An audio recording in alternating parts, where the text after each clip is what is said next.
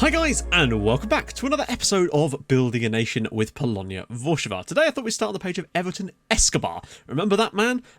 Never really, he had a good season or two with us, but eventually the deal was just too good to turn down, I think, in the end to Porto. Actually, no, I think it was he forced to move. So I thought we'd have a look at his career. And he's still only 26 years old. Left us to go to Porto for £5.5 million after 2 seasons at the club. He didn't really play that great, to be honest, so I don't think it was that bad of a deal for us in total. Went on loan to Santos, did all right actually over there. Back to Porto, then back out to Brazil for Vasco da Gama. Did really well playing in Brazil in his home nation. Back to Porto again, didn't really play. Back to Vasco da Gama again, another pretty solid season over there, before eventually 2 more seasons with Porto and he just never quite hit the ground. Moves to Benfica for £7.25 million and he's been slightly better there.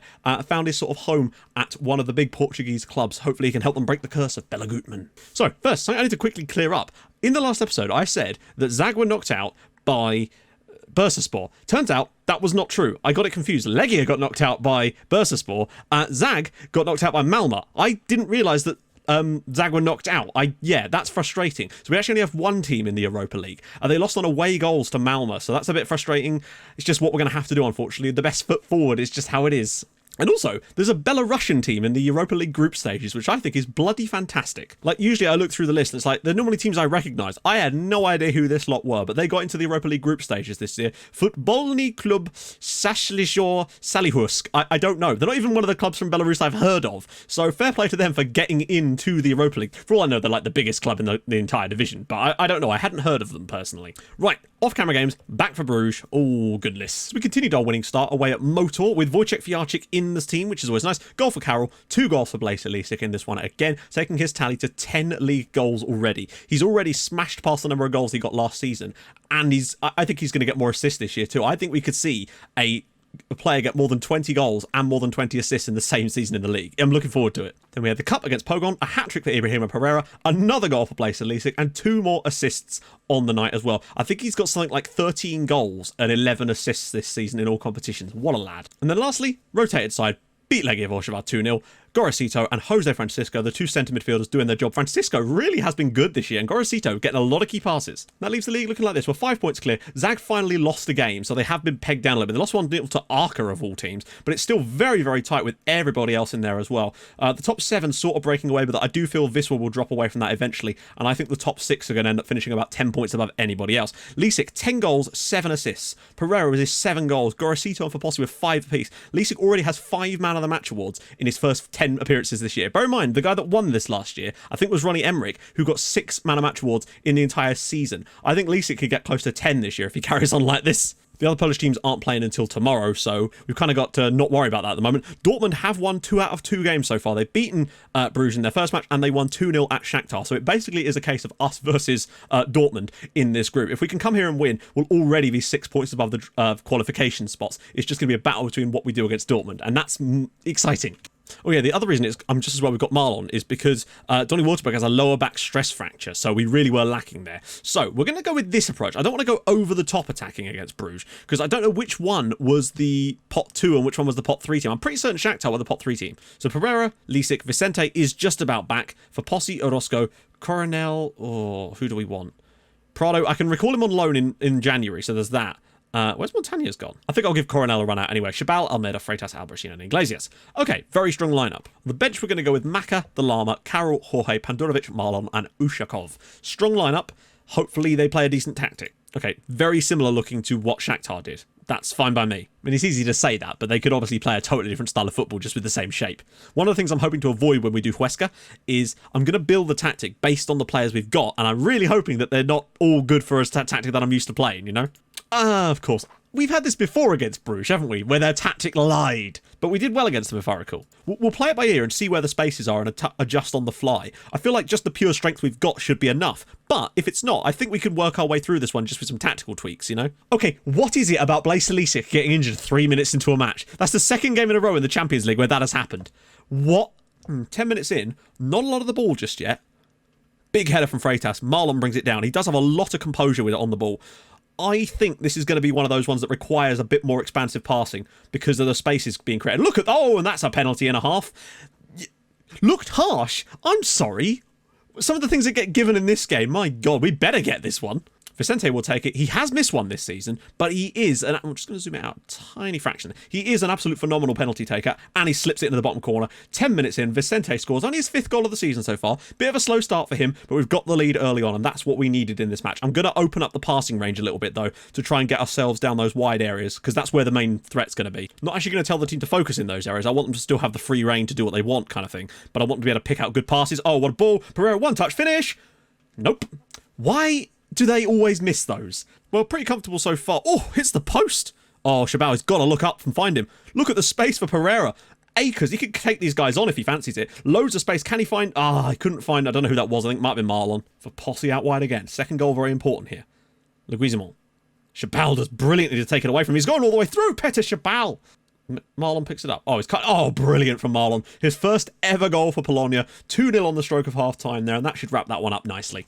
He gets the ball, but he still has a lot of work to do. Cuts inside, smashes it, goalkeeper's off his line, and it's 2-0 here in Bruges. Really, really good stuff. Half-time, comfortable as you like, 2-0 up, Vicente and Marlon. Good stuff. Actually, I'm going to try and concentrate down the wings and spread that attacking width a little bit wider this half, just to really stretch them and allow this sort of play here, where Fopossi's got tons of room to run into, and he can actually take people on a little bit. Roscoe on the edge of the box, cutting inside, goes for goal. Pereira drills it wide. They're taking long kicks, but we've got such a good, strong back four that it's really difficult to get past us in those areas. Oh, good Christ. Saba. Oh, what are you doing, lads? Just as well we've got a 2-goal lead, to be honest, here. Another goal or two would be quite nice, though, just to really buff the stats a bit. Chabal doing what he does, driving through people like they're not even there. Pereira's going to need to come off soon. He's not had the best day today either. For Posse, goes short for Pereira. He's cutting inside. He has to find the goal, and he doesn't. He should have done a lot better there. Here we go. For Posse's won it again. He's got Marlon out wide. They're creeping to the back post. Finds for Posse. Takes one touch, sets himself. Good save again by Lenin. Maybe one final chance to finish things off. Paulo Jorge around the side. Carroll. Could he maybe cut inside and find the show? What a great finish from Carroll. It's 3-0. Alvarez with the assist again. But Carroll, what a goal that is from the substitute. He picks it up on the edge of the box, just bends inside and absolutely drills one past the goalkeeper. What a finish that is from Carroll. I love this guy so much. Don't you dare concede a goal, guys. Let's keep this nice and tight here. Difficult chance. Blocked. Oh, just wide. Good defending in the end to throw bodies at that. Well blocked, and that's full time. 3-0 away from home in Bruges. Very, very good. We've come to Bruges, and we've won in Bruges. Going to jump in the canal. Give me a copy of it on Blu-ray. This group is shaping up to be a very much 2-horse race at the moment, but so far, we're the horse that's winning. Right, back in a minute with some Dortmund. Right, we're back. Went away to Zag. Dropped our first points of the season. Probably still should have won the game, but you could see why they were sort of up there, although they have started to slip away a little bit. Thankfully, though, after the international break, we were back with a bang. Rotated side. 4-1 victory of Rakov. Goal for Marlon, Jorge, Pimentinha and Vicente. 4 Brazilians smashing the goals in for us in this one. Lovely old. Marlon also got 2 assists. But today, it's away at Dortmund, and this is not going to be an easy game by any stretch of the imagination. This is kind of the big one in this group that I think we need to make sure that we don't just stay in it kind of thing. Matt rocking the £2.50 Primani t-shirt. I know this because I'm wearing the same top right now. Yeah, there was multiple comments about the Primani t-shirt. Primark t-shirt, nice to see even after 3 Champions League finals, Matt is still able to stay grounded. Yeah, so M just randomly came home from work the other day and just threw them at me. So I'm like, all right then, I guess I have more clothes now. Everyone except Matt, the 4141. Matt, ooh, the Marianne lease system. Yeah, I don't know why that one is stuck over any other system. I know that Marianne lease used to play that a lot, but that was like 3 saves ago now that happened. That was the early part of that save, and yet it just seems to have stuck with me, and it shall forever stick with me. For getting a regen from other countries, maybe try getting youth coaches or a head of youth development from countries you want, because I remember reading previous editions has an impact on the nationalities of the players you get. Yeah, it does. I actually have an Argentinian head of youth development. Yeah, I think we've just got unlucky with that one. Someone said they save scummed a youth intake like 100 times and only got 1 player actually come through from one of these affiliate clubs. I know it can happen, but to me it just feels a little bit too the RNG on it feels a little bit too low. I would like it to happen a bit more. I think you should continue to save. Don't end it too soon without having built the nation. I think being the national manager is crucial. The national manager thing wouldn't affect the clubs at all in terms of the save, so that wouldn't actually have that much of an effect. And also, we can't get the managerial job. Someone said maybe, you know, quit and then holiday until, but then I want to actually play it a bit more on stream, so I don't really want to do that either. Wouldn't it be an option for you to move to another Polish team in the Ekstraklasa to help them out for 2 or 3 seasons? Yeah, no, that's not really how I wanted to do this save. I felt like I wanted to try and build the nation up and help them help themselves rather than taking over myself, because yeah, it's kind of like teaching someone to drive. I don't want to be grabbing the wheel every 2 seconds every time they're about to crash into a bus, you know? Why don't you just go on holiday in the other Polish league matches? Nothing to see there and it saves you tons of time. Oh, I basically am. I don't actually go on holiday though, because you miss loads of stuff. I am using the instant result thing for the league games, but the problem is it's the processing time. That's the real thing. To give you an idea, because I don't think I've made this as clear as I should have done basically, about 1 day of actual processing time to go from one day to the next is around about 2 minutes now. That's the level we're at, which means, and that's excluding me actually doing anything on those days. That's just the actual processing time. And that adds up a lot, particularly when you're going over Christmas periods and whatnot, where there's nothing going on. It doesn't get any quicker for the most part. That's the reason, and that's the reason I haven't been able to stream, because I allocated all these slots for streaming, and then this has just overflowed into them because I simply did not have the time anymore, and it's a shame. And that's just down to the computing power and the processing when you get into the late game, unfortunately. Right then, Dortmund. This should be difficult, because they're actually doing quite well in the German league at the moment. I believe they're joint top. And it's actually Unai Emery's Dortmund. Right, so this is definitely not going to be the team. We've rested up for this one, hopefully. A few little niggling injuries here and there. But Lisek is back, which is good. So Pereira, Lisek, Vicente, surely. Carroll picked up an injury on international duty, which is a pain. I'm still going to start Vicente and drop Gorosito back in here, because at least he's fit again, which is a nice little boost.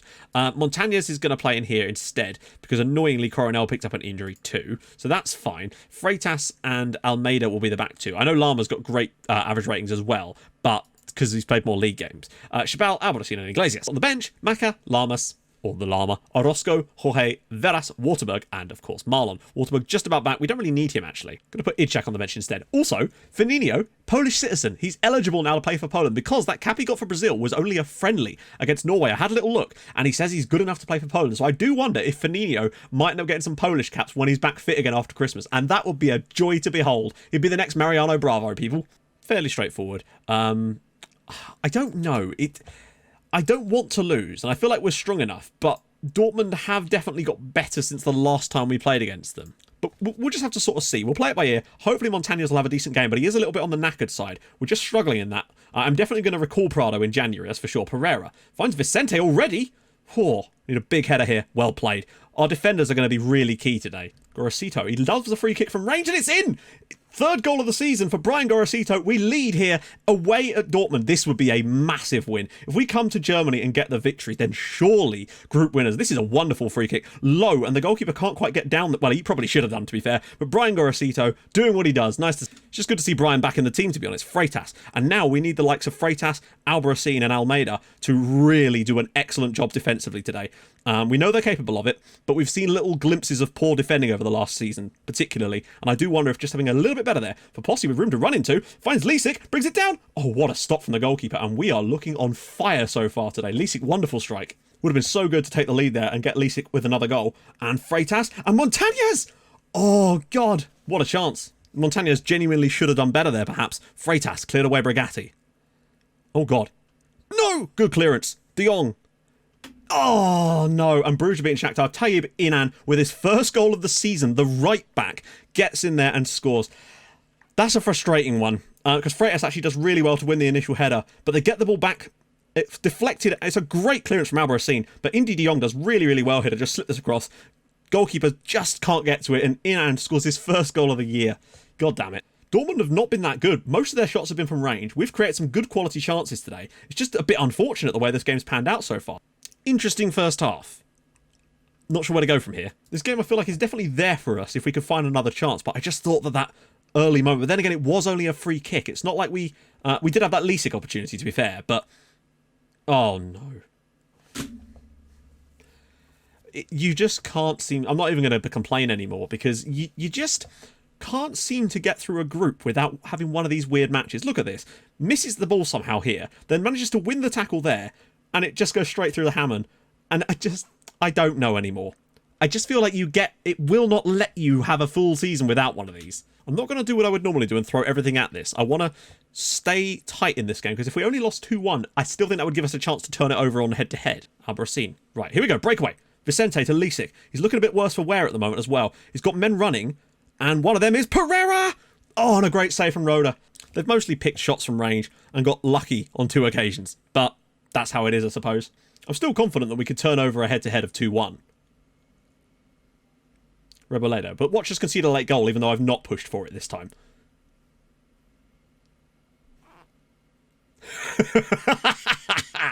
Okay, I'm just going to buy lottery tickets from now on, because apparently I can predict the bloody future here. This looked like it went directly through the goalkeeper this time. You're damned if you do, you're damned if you don't, really. I decided not to push on this time. Look at this. He's just... it's just depressing, really. Dead even game. and somehow they've scored 3 goals. And when you look at the types of goals they've been able to score, it just frustrates the crap out of me. But there you go. Paulo Jorge, go on, get us one back again. Gorosito, here he comes. No, that one was saved. Can't even really be angry anymore. It's just... Oh! We've had 9 shots on target. I don't know what it is. Every year, it just seems... Bloody hell. It just seems completely impossible. You're just going to get this, it would seem. 3-1. I don't know. Like, I was like, no, we're not going to push at this one, because what happens when we push? We end up conceding a goal, and then they just end up getting the goal anyway. Ah, dear. 3-1's going to be quite tough to overcome, but I just don't know what it is, you know. But there you go. So Poznan are at home to Olympic Lyon, and Katowice are at home to Juve. They're at home, so you'd like to think they'll do all right, but I don't know. They just look a bit iffy this season. And they've lost 1-0 to Lyon now. Seems to be affecting all of us at the moment. That's a frustrating result.